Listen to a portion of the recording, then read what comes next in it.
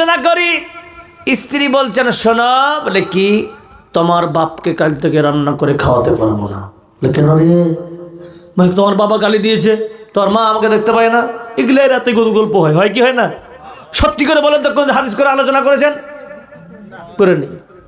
কিন্তু এই জায়গায় একটা আপনাকে বলতে হবে, সলিউশন দেন।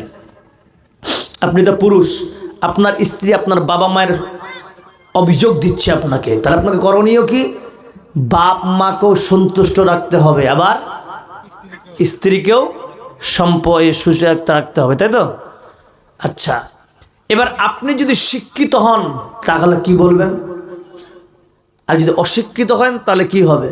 অশিক্ষিত হলে বললাম তো লাঠিটারে বাপের গুষ্টি উজাড় করে দিচ্ছে, বলে কি বলে না? দিল বাপকে লাঠি মেরে। আল্লাহর নবী বলতেছেন, দুনিয়াতে যারা নিজের মা বাপকে বৃদ্ধাবস্থায় পেল আর পাওয়ার পর তাদের খিদমত করে আল্লাহকে সন্তুষ্ট করতে পারলো না এবং নিজের ঠিকানা জান্নাতে করতে পারলো না, ওই বান্দা হালাক হয়ে যাক। আল্লাহর নবী কি জিবরাইল এসে বলছেন এই কথা? আল্লাহর নবী বলতেছেন মেম্বারে পা দিয়ে আমিন। তাহলে বাপ মাকে মারা যাবে? যাবে ইনশাল্লাহ। কে কে কাল থেকে মারবেন? হাত খাড়া করেন। মারবেন না? বলেন ইনশাল্লাহ মা বাপকে মারবেন না। মা বাপকে কথা বলতে গেলে কথাটাও যেন আঘাত না পায়, বলুন ইনশাআল্লাহ। 2 নাম্বার, যদি শিক্ষিত হন তাহলে বলবেন স্বামীরে, আজকে গোয়ালপাড়া থেকে লক্ষ্মীপুর পার হলাম। মনে করো স্বামী লক্ষ্মীপুরের চাকরি করে, এখান থেকে লক্ষ্মীপুর কয় কিলোমিটার? 30 কিলোমিটার বাইক নিয়ে আসছিলাম। হঠাৎ দেখলাম একটা শপিং মলে 50% ছাড় দিচ্ছে, 25,000 টাকার শাড়িটা 12,500 টাকা। স্ত্রী বলবেন স্বামী আপনি তাড়াতাড়ি ঘুমিয়ে পড়ুন। কেন বললেন তো? আর বাবা মার অভিযোগ দিয়েছে কিন্তু আর ওটা মাথার নাই, কেন শাড়ি কিনতে হবে আমাকে। বলো ঠিক না বে ঠিক? যদিও মিথ্যা বলেছে, কিন্তু কিছু কিছু সময় স্বামী স্ত্রীকে মিথ্যা কথা বলতে পারে। পারমিশন দিয়েছেন কে? আল্লাহ নয়, নবী করিম সাল্লাল্লাহু আলাইহি ওয়াসাল্লাম। বুঝা গেল? সকাল হলেন দেখেন স্ত্রী কেমন একজন চাকরিজীবী, যার বেতন ঠিক নাই কিন্তু কাজ অনেক। সকালবেলা দেখেন স্ত্রী ফজরের নামাজ পড়ে দেখছেন স্বামীর জন্য ডিম সিদ্ধ করেছে, নাস্তা দিয়েছে, সব কিছু ক্লিয়ার। অফিস যাবে, খাবার রেডি করে দিয়েছেন, সব কিছু ক্লিয়ার করে দেওয়ার পর স্বামীকে বেস্ট ব্যাগ নিয়ে এসে বলছে স্বামী অফিসে যান। কিন্তু স্বামী যখন লক্ষ্মীপুরে পা দিয়েছেন ওই মুহূর্তে স্ত্রীর কথা স্মরণ পড়েছে। 12,000 টাকার শাড়িটা ছুটে গেল মনে হয়। কিন্তু দেখেন স্ত্রী বলছে এই মুহূর্তে আমার স্বামী তো অফিসে চাকরি করতেছে, এই মুহূর্তে যদি কথাটা বলি হয়তো টেনশন করবে। না না বলবো না, বাড়িতে আসো, কপালে যদি থাকে অন্য দিনে কিনবো। কিন্তু দেখেন আল্লাহ ওই কথাটা ভুলিয়ে দিয়ে সংসারের কথা স্মরণ করিয়ে দেয়। জোরে বলুন ঠিক না বে ঠিক? এর নাম হচ্ছে স্ত্রী। আর যদি গুজমি করেন তো আপনার বাড়িতে অশান্তি চালু হবে, কি হবে না? মোহাব্বত রাখবেন, কিছু হবে না। স্ত্রীও খুশ, মা বাবাও খুশ। বুদ্ধি করে চলতে হবে ভাই। কথাগুলো বোঝা যাচ্ছে আপনাদের? তো আপনাকে একটাই কথা বলি, শেষাংশে আসি যে ভাই আমরা নিজ বাবা মা পাশাপাশি স্ত্রীকে ভালোবাসতে হবে, আর স্ত্রীরাও যেন স্বামীকে ভালোবাসে। স্বামীর প্রত্যেকটা কথা চলে। স্বামী যদি বলে তোমাকে নামাজ পড়তে হবে না, আপনিও বলবেন ইনশাল্লাহ পড়ব না। হ্যাঁ, এটা করা যাব না? কোনটা করা যাব? নামাজ পড়তেই হবে। স্বামী যদি নামাজ না পড়ে পিটতে হবে। কাকে? স্ত্রীকে পিটবে? স্ত্রীকে পিটতে হবে? জি না।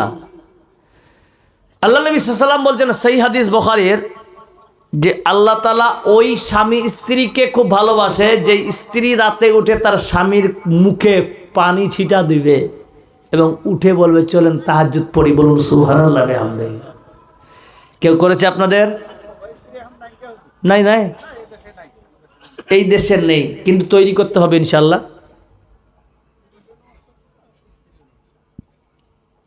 আপনি যেমন বলছেন এটা দায়ীকে, এটা দায়ীকে? আমি নয়, এবার আমরা কি করি জানেন, একজন দারুঘর আপনাদের এলাকায়, দারুঘর বুঝেন তো, বাপ দারুঘর আর বাপ লটারি খেলে, জুয়াখর আর বেটা দারুঘর, আর বেটার বিয়ে দেবে এখন খুঁজতেছে এবার আলেমা, ঠিক না ঠিক? বেটা দারুঘর, বাপ জুয়ারু, আর বউ চায় আলেমা, ঠিক? মেয়ে রান্দিখানায় পেশ করে, মেয়ে বেশ্যাখানায় কাজ করে, মেয়ে উলঙ্গ খুঁজে বেড়ায়, আর জামাই চায় ও হাই স্কুলের মাস্টার। বলো ঠিক না বেঠিক? লজ্জা লাগে না আপনার মেয়ে যে উলঙ্গ হয়ে ঘুরে বেড়াচ্ছে? রমণী কাকে বলে? রমণী মানে বেশ্যা। রমণী শব্দের অর্থ বাংলা আপনারা অনেকে বুঝেন কি বুঝেন না জানি না। রমণী শব্দের দ্বিতীয় ভালো শব্দ অর্থ হচ্ছে বেশ্যা। যেই নারী এই উলঙ্গ কাপড়, যেটা শরীয়তের বিরোধী কাপড়, এরাই বেশ্যা। মনে রাখবেন, যদি বেশ্যা না হয় তো ঢাকে বেড়াবে কি বেড়াবে না? জোরে বলেন। আমি এর থেকে আর ভালো ভাষা খুঁজে পাবো না। আমি আরো খারাপ ভাষা ছিল, আমি বললাম, এটাই বললাম আমি। এবার নিজের মেয়েকে আপনি বেশ্যাখানা রাখবেন না জান্নাতে? নিজের, আপনার দায়িত্ব, আমার দায়িত্ব নাই। মেয়েকে ভালো রাখেন। মেয়ে যদি কালো হয় আর যদি ইসলামিক স্ট্র্যাটেজি থাকে কিনা, তো আপনার মেয়েকে জঙ্গলে হতে খুঁজে বিয়ে করবে মানুষ, ঠিক না বেঠিক? আর একজন আপনার মেয়ে সুন্দরী যত হোক, চরিত্র যদি খারাপ হয় কিনা, তো আপনাদের এলাকার মেথর বুঝেন, মেথর যে গু সাপ করে, ওই শালা বিয়ে করবে না ওকে। বলো ঠিক না বেঠিক? কেন বলছি? একজন সুন্দরী মেয়ে ওই নেকেট কাপড় পর রাস্তা দিয়ে যায়, বুড়াও দেখে, বুড়িও দেখে, ছোড়াও দেখে, ছড়িও দেখে, দেখে কি দেখে, দেখে দেখে ওকে বিয়ে করবে কেউ? তোর সৌন্দর্য থেকে গেল, তোকে কেউ চয়েস করলো না। ওই মেয়েদের বিয়ে কোন জায়গায় হয় জানেন? যারা 25টা বিয়ে মেয়েকে চড়িয়ে এসছে, ওর সঙ্গে বিয়ে হয় ওর। বলো ঠিক না বেঠিক? আর যারা শরীয়তের উপরে চলবে, আল্লাহ তাদের দুনিয়াতে সম্মান দিবে, ভালো স্বামী দিবে। বলুন আলহামদুলিল্লাহ। এর নাম হচ্ছে শরীয়ত, এর নাম হচ্ছে পর্দা, এর নাম হচ্ছে আইন, এর নাম হচ্ছে তেলাওয়াত, এর নাম হচ্ছে ঈমান বৃদ্ধি। কথাগুলো বুঝে আসে? আর যদি আপনি নটঙ্গি মানা করেন, তো নটঙ্গি চলবে কতদিন? যতদিন যৌবন আছে। যেদিন চামড়া পস্কটে যাবে, সেদিন আপনাকে মুক্ত দূরের কথা, কুকুরও মুতবে না আপনার মুখে। এই যৌবন কাকে দেখান? আপনি ফাতেমার মতো যৌবন সুন্দরী নন, আপনি আয়েশার মতো সুন্নতি নন। কাকে আপনি যৌবন দেখাচ্ছেন? এই সমস্ত মেয়েদের যারা গার্জিয়ান আছেন, আপনাকে বলি, আপনি গার্জিয়ান নয়, আপনাকে চামড়া তুলে দেওয়ার সমাজ থেকে উচিত আছে। বলুন ঠিক না ঠিক? যাদের মেয়ে এরা উলঙ্গ বেড়াচ্ছে, ফাজিলামি করে জায়গা পাচ্ছেন না, না নিজেকে মুসলমান দাবি করেন, আর যখন মেয়েটার কিছু গেলে, হ্যাঁ ধর কি ধর, কি হলো? আমার মেয়ে পালিয়ে গেছে। তোর বেটি পালাবে না? কার বেটি পালাবে?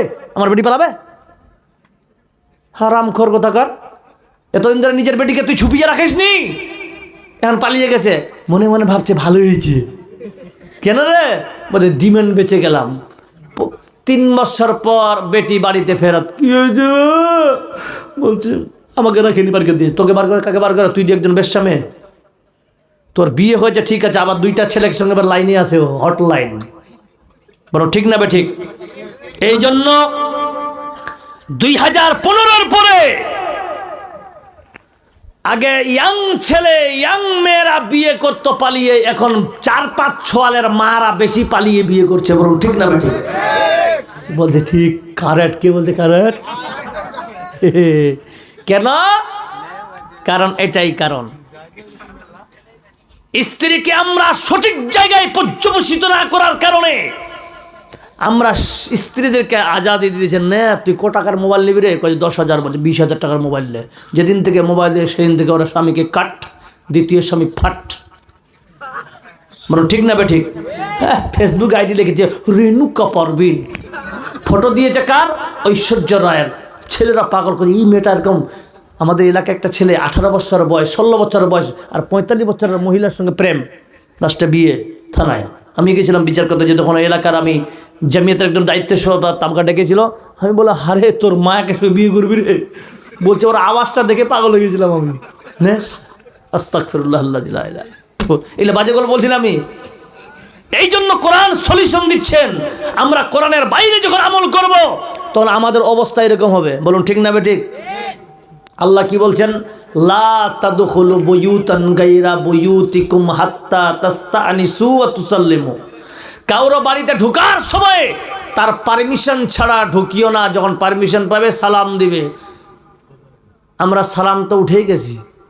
মৌলবি আসছে, হুজুর আসছে বলে সালাম, আর বাকিদেরকে সালাম বাট। বলুন ঠিক না বেঠিক? এবার এবার মা খালাদের একটা সলিউশন দিচ্ছে। আপনার বাড়িতে কেউ গেছে, কে গেল? আপনার স্বামীর বন্ধু গিয়ে বলছে আব্দুল গফফার ভাই বাড়িতে আছেন। এবার বাড়িতে কিন্তু তার স্বামী নেই। এবার তাকে উত্তর কেমন দিতে হবে? বলে কে আপনি, কাকে চাই? আচ্ছা, এরকম যদি স্বামী উত্তর, স্ত্রী উত্তর দেয়, ওর বন্ধু আর কিয়ামত পর্যন্ত বেঁচে থাকলে আসবে? আসবে? রাস্তায় দেখা হলো, কিরে কোথায় গেছিলে রে ভাই? বলে তোমার বাড়িতে গেছিলাম। চোখেন না, তোমার বাড়িতে যাব না। কেন? তোর বউ না তোর এটা ডাইনি রে। আল্লাহ বলছেন বান্দি শুনে না, তোমার বন্ধুর চোখে তুমি ডাইনি হলে আল্লাহর জাহান্নাম থেকে বেঁচে গেলে। যেটা বলুন সুবহানাল্লাহ। কেন? কর্কশ ভাষার সাপ গায়ের মেহরামের সঙ্গে যেন তোমার কাছে আসতে না পারে। এবার যদি এইরকম না উল্টাটা বলেন, কে আপনি, আসেন আসেন, বাড়িতে আসেন। বাড়িতে নিয়ে গেল, চা দিল, নাস্তা দিল, ভাত দিল, সব দিল। 15 দিন পরে সব দেওয়ার পরে ওর স্বামী গৌহাটিতে 5 দিন ধরে নাই। তার বড় ভাই ফোন করে বলছে, হারে আব্দুল জব্বার, বলে কি তোর বউকে দেখা যায় না রে? লাগিয়েছে ফোন, লাগিয়ার পরে ফোন করে বলছে কি, নাই সুইচ অফ, নাই নাই নাই। 15 দিন পরে ফোন পাওয়া গেল, বলছে আমি এখন মোদির কাছে আছি, দিল্লিতে চক্করপুর গিয়ে চক্কর খেয়ে বিয়ে করে বসে আছি। বলো ঠিক না বেঠিক? আল্লাহ বলতেছেন বান্দি, তোমার সামনে যখন কেউ কথা বলবে তুমি নরম কথা বলিও না। তোমার বন্ধুকে যখন বলবে কে তুমি কোথায় যাবে, আসন বাড়িতে, ওই সময় মাঝখানে শয়তান দাঁড়িয়ে বলবে, দেখ মেয়েটার আওয়াজ যদি এত সুন্দর হয়, জানি না দেখতে কত সুন্দর। বলুন ঠিক না বেঠিক?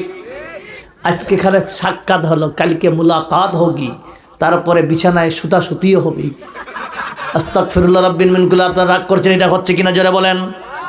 জিনাকে আম করেছি। আল্লাহর নবী বলতেছেন মুসার কওম ধ্বংস হয়েছে এই মহিলার কারণে, এই মহিলার ফিতনার কারণে তারা ধ্বংস হয়েছে। হে আমার উম্মতির দল, তোমরা এই জায়গায় লক্ষ্য করিও। তিরমিজি শরীফ হাদিস নাম্বার 4310 নম্বর হাদিস।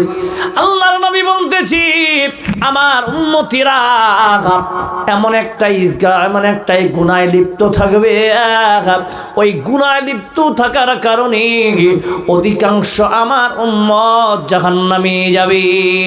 ওই গুনাতে কে লিপ্ত থাকবে? বুড়া থাকবে, বুড়িও থাকবে। বাহ, বুড়াও থাকবে, বুড়িও থাকবে, জুয়ান থাকবে, যুবতী থাকবে, বাচ্চারাও থাকবে। আছে না নাই জোরে বলেন? ওই গুনাহ কি? গুনাহ হলো জিনা। চোখের জিনা হতে পারে। যেই বাপেরা এখন বয়স তাদের বেশি, ও বাপ তোমাকে বলি বাবা রে, তোমার বয়স অনেক। এখনকার বাজারে বুড়াগুলা চায়ের দোকানে বসে যায় না? আপনাদের এলাকায় চায়ের দোকানে টিভি আছে? বাড়িতে তো আছে না? থাকলে দেখবেন ছোট ছোয়ালগুলা নাটকগুলা দেখছে, বুড়ো টাকা গেল দেখছে কি দেখছে না? কিন্তু দেখেন বন্ধু, ও বাবা, তোমার বয়স এখন মসজিদ মুখী হওয়া, তুমি কেন মোবাইলে গিয়ে সময় দাও?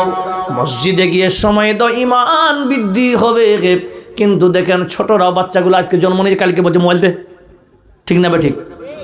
এই জন্য একজন চায়নার একটা বড় বৈজ্ঞানিক তিনি রিসার্চ করে দেখেছেন 2050 আসার আগে পৃথিবীতে 65% বাচ্চাদের চোখে চশমা থাকবে। বুঝা গেল? এই মোবাইলে যে স্ক্রিন দিয়েছে এখন বর্তমানে, আপনি এখন বুঝবেন না, 10 বছর যেতে না যেতে বাচ্চাদের চোখের চশমা লাগতেছে। বলছেন এটা তো শুরু 50-এর পরে, জন্ম নেওয়ার পর থেকেই এফেক্টেড চালু হয়ে যাবে। এটা একটা চায়নার বৈজ্ঞানিক রিসার্চ করে বলেছেন। কেন? এখন প্রত্যেকটা মোবাইল ফাস্ট, তাই না?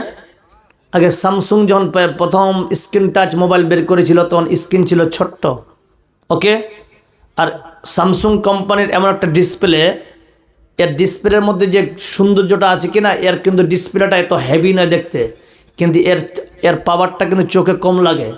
কিন্তু ভিভো বলেন, ডিভো বলেন, জিভো বলেন, যা লাগে এরা দিয়েছেন অতিরিক্ত পাওয়ারফুল, যাতে করে চোখ নষ্ট হয়ে যায়। বলুন ঠিক না বে ঠিক? এই জন্য রাত্রিতে ঘুমানোর সময় মোবাইল চালিয়ে ঘুমানো যাবে না। এটা কোরআনের কথা বলছি না, আমি বিজ্ঞানসম্মত কথা বলছি। যতটুকু দরকার ততটুকু করেন, ঠিক আছে? আমরা সাধারণত মোবাইলে কিছু কিতাব পড়ি, তাই আমাদের খারাপ লাগে। তো যাই বা হোক, ল্যাপটপ আছে, ল্যাপটপ কিনবেন, ট্যাব নেবেন, বড় বড় জায়গায় পড়বেন, চোখ ঠিক থাকবে। আর যখন আপনি ছোট জিনিসকে দেখবেন, তখন আপনার চোখের পাওয়ার বেড়ে, পাওয়ারটা প্রচুর চাপ পড়বে, তাই না? তো এই জন্য যা বাচ্চাদেরকে বলছি, তোমরা দেখ থেকে যাবে। নাম্বার 3, বুড়ারাও জেনা থাকবে, এটাই চোখের জেনা। কান দিয়ে গান শুনছেন, এটা কানের জেনা, ঠিক না বে ঠিক? অন্তর থেকে যাকে তাকে বিয়ে করে নিচ্ছেন রাত্রিতে, এটাও জেনা। কিন্তু অন্তরের জেনা আল্লাহ মাফ করে দেয়। আহলে সুন্নাতুল জামাতের কথা আছে, অন্তর থেকে যেটা পাপ মনে হয় সেটা পাপ নয়, আল্লাহ এটা ক্ষমা করে দেয়। বলুন সুবহানাল্লাহ বিহামদিহি। এবার আসেন শেষাংশে আমি একটা কথা বলি, যে আমরা যতদিন বেঁচে থাকবো ইনশাআল্লাহ কোরআন সহিহ সুন্নাহর উপরে আমল করে বেঁচে থাকবো। তো ইনশাআল্লাহ বেঁচে থাকবো। আচ্ছা, স্ত্রীকে প্রতিদিন মারবো না। স্ত্রীকে বোঝান, মা খালাদেরকে একটাই কথা বলবো, স্বামীকে কোনোদিন কষ্টদায়ক কথা বলা যাবে না। যদি দিয়ে থাকেন তাহলে সলিউশন হচ্ছে আপনার স্বামীর কাছ থেকে মাপ নিয়ে নেন। বলুন ইনশাআল্লাহ, ঠিক আছে? নাম্বার, কিছু বলবেন? শেষ করে দিই? হ্যাঁ বলেন। শেষ করবো না? ও, আমি যেভাবে আসছেন বলে শেষ করে দিজিয়ে। হ্যাঁ, আমিও বলি 10 মিনিট থাকি। আর নাকি আমাকে ঠান্ডা লেগে গেছে, খুব ঠান্ডা লেগেছে। হ্যাঁ, কে বলছে জোরে বলবে?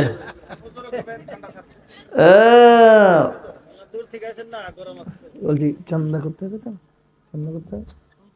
আচ্ছা, শেষে তো ভাই উঠতে রেখেছেন, মানে আমিও উঠে পালাবো?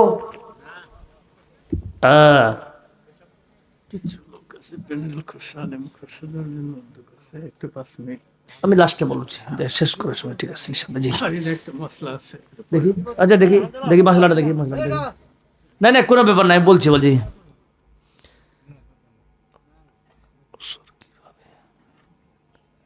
ফিতরা এবং অসর কিভাবে মশলা অনুপাতে বন্টন। ফিতরা মানে রোজা থাকার পরে যে ফিতরা আমরা বন্টন করি, এটা ফকির এবং মিসকিন পাবে। এবার প্রশ্ন হলো, মাদ্রাসাওয়ালা পাবে কি পাবে না? এটাই তো, এটা তো আপনাদের ফতুয়া। মাদ্রাসা যদি ইয়াতিম বাচ্চা থাকে, কোনো মিসকিন বাচ্চা থাকে, তাহলে ওই মাদ্রাসায় দেওয়া যাবে। কথাগুলো বুঝে আসছে? কিন্তু মাদ্রাসাকে নয়, মাদ্রাসায় বাচ্চাদেরকে যারা ফকির মিসকিনের অন্তর্ভুক্ত তাদের দেওয়া যাবে।